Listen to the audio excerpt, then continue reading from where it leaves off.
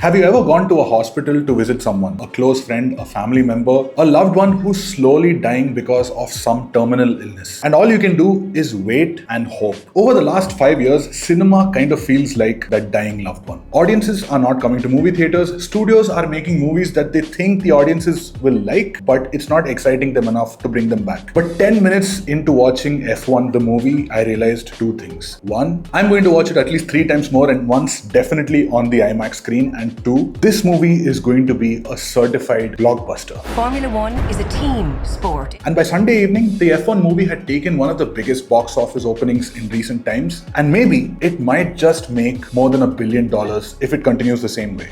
We all lose our jobs if you can't pull off a miracle.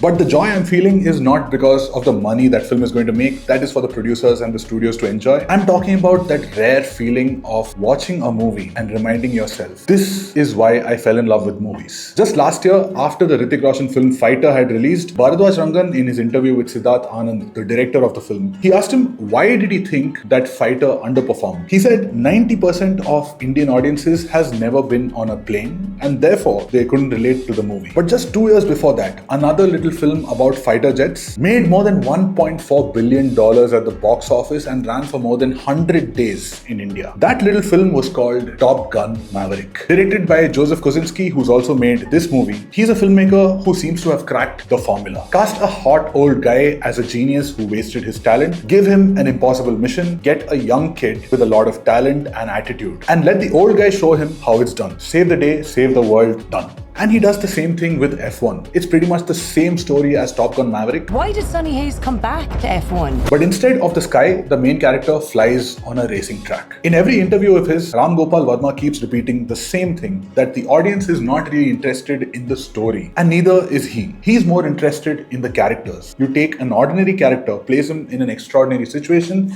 and the story just starts writing itself. This thing could be your legacy, an F1 champion. Well, you always wanted, right?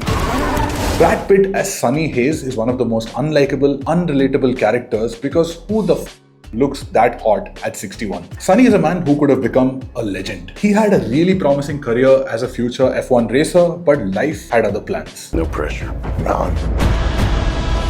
If you think you're having a tough life, you're going to feel much more grateful when you see what this guy has been through. Fast forward to today, Sonny is doing the one thing that he knows how to do: race cars. He's like an old car without Google Maps, without any direction, just going from any local to state level to national level race. It doesn't matter what the price is, what the money is. And he just keeps going from one race to the other without any direction, without any friends or family, until he finally gets this impossible mission that can let him taste the greatness that he once lost. To become an F1 racing champion. 99.9% of the world is never going to ride an F1 car or even touch one. So obviously it's a larger than life, unrelatable scenario, but still, why does this character hit on such a deep personal level? Because in some way or the other, each of us is also leading a life full of chaos, confusions, problems, and we are just trying to get from one day to the next day. And in those really tough days when the noise becomes too much to handle, instead of breaking down, we try to do things that takes our focus away from those problems. It could be hanging out with a friend, going for a movie, go play a sport, or the millions of tools that humans use to block out the noise from their minds. For Sonny, that tool is to race cars like there's no tomorrow and fill that void that exists inside him. He knows the world is unfair, so he plays every dirty trick, takes every little shortcut. He does everything to get what he wants, and that's what makes him real, which makes us at least feel like he's one of us, even though he looks like this, walking down an empty racetrack. The film does such a great job of making you root for this absolute asshole of a character. But the beauty is, it does the same thing with every character, almost every character in the world of this film. Whether it's Javier Bardem as Ruben, the team owner who's trying to save something that he built with so much love and passion with such less resources. Or Damson Idris as Joshua Pierce, the young rookie racer who is Sonny's teammate and rival, who has so much life ahead of him and so much to win, but he has no idea how to get there. Or Jodie, who is this clumsy pit stop tire gunner. She's such a minor character, but even she has such a strong arc. And this reminds you that no matter how big or small you are in the food chain of this world, we are all trying to survive, feel seen, find purpose, and try to achieve at least something that makes us feel like this life is worth living. A lone wolf. Even with the insanely glamorous world of Formula One, it's these characters and this internal world that hooks you and keeps you invested. Hope it's not a strategy. I Anything else, Professor? Drive fast. And then the makers add two more main ingredients to take this to blockbuster level. First ingredient, the racing sequences where every moment felt like this. 3 laps to lifetime. I'm someone who knows very little about Formula 1, and even after the movie, I don't know much about the points or the system, how everything works, but still, I was smiling like a little kid during every second of those races, and each time the camera does a little spin like pure goosebumps every single time. And the way they've shot these scenes, it makes you feel like you're right there in the car with Brad Pitt, feeling that growling engine and those burning tires around you. Shooting at actual Grand Prix weekends with both the actors getting behind the wheel, driving at about 200 miles per hour, getting Lewis Hamilton involved in the making because he's also the executive producer, building actual custom race cars to fit more than 16 cameras at different positions that could spin and rotate based on the camera angle they're looking for, reducing the size of those cameras to actually fit into those cars, and shooting the most challenging scenes in just a 5 to 10 minute window without retakes. I will take that life. Most Hollywood films may have lost their storytelling ability, but when it comes to technical brilliance, they don't joke around. The second ingredient is Hans Zimmer, whose feet I want to touch. In his insane career of creating the most legendary soundtracks for some of the most iconic films, Hans has already scored for 2 other racing films, one of which is Rush, another all-time favorite of mine. But despite that, he comes up with something that sounds completely new, something futuristic and retro at the same time. This was literally me when the first theme starts playing.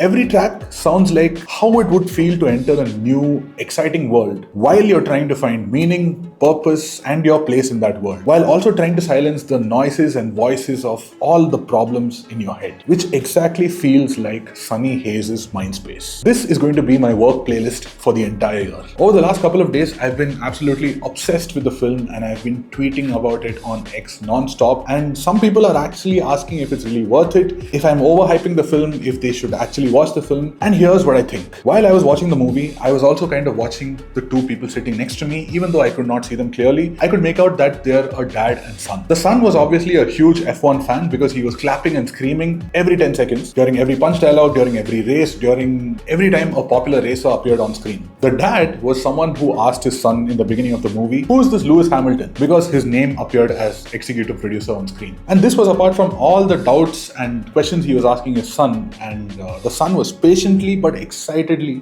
explaining everything to his dad. And between all of those doubts, I could feel the dad smile from time to time. And somewhere during the second half of the movie, the son said to the dad, I've been wanting to go to an F1 race event for a very long time, but it's so expensive. And the dad just said, we'll go. That is what this movie is capable of doing. In the darkness of a movie theater, no matter who you are, whether you're a fan or you don't know anything about F1, it's going to fill you up with a childlike excitement. So the question is not whether should I watch this movie or not. The actual question is, where am I watching it and how many times I'm watching it. If you watched F1, tell me what you thought of it in the comments, but if you've not, go check it out on the biggest screen with the best sound possible. I know I'm going to watch at least thrice more, once definitely on the IMAX screen. One more announcement before we go. I've already shared this with you guys, but we just launched Fully Filmy shirts and you can check out the entire collection. And if you're an F1 fan, you can find this shirt, which has just the vibe that an F1 fan needs. And along with that, we're also sending some free stuff, pretty cool packaging, like a retro popcorn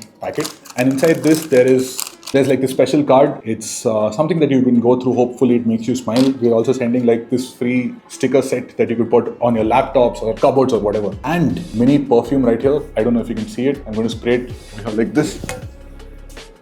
Okay, hopefully it didn't damage the camera. But yeah, go check out the entire collection. The link is in the description. Tell me what you think. You can also make use of the discount code that appears on the screen right now, and you can get a 15% discount on any shirt that is there on Fully Filmy. Don't forget to check it out. Thank you so much for watching, and I'll see you in the next video. Wow.